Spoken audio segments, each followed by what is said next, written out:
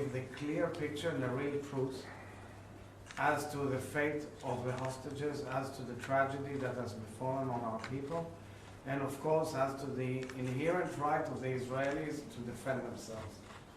And we are hearing from the outside the demonstration of the families. Our heart goes out to them. We understand it. We want their immediate release. And finally, I want to say something with due respect as to the humanitarian and the international law abiding by the State of Israel. So this is a leaflet which we are sending by over 1,200,000 leaflets to the citizens of Gaza.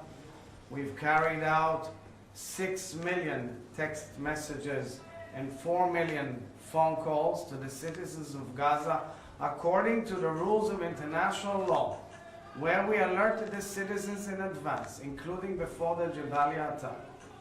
Please move out, because as we have the right for self-defense, we want you to go out of the premises from where missiles and guns and bombs and mortars are shelled at our people, and from where the horrendous, atrocious attacks went out.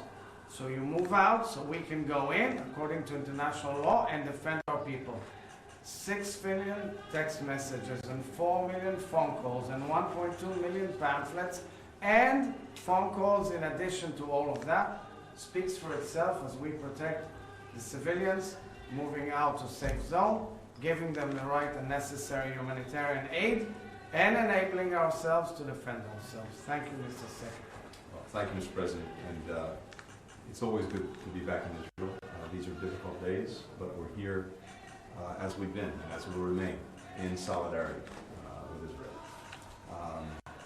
We stand strongly for the proposition that Israel has not only the right but the obligation to defend itself and to do everything possible to make sure that this October 7th can never happen again. At the same time, as you've just made clear, how Israel does this matters, and it is very important that when it comes to the protection of civilians who are caught in the crossfire Hamas is making, that everything be done to protect them and to bring assistance to those who so desperately need it.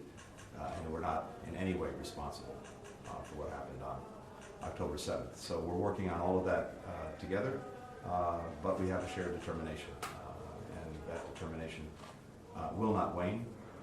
We also are thinking every single moment of our hostages.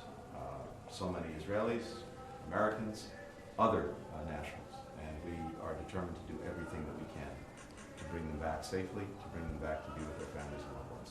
Thank you. Thank you. Can we have a handshake? Yeah. Okay, we're going for 5 minutes. ¿Puedes escuchar? Vamos.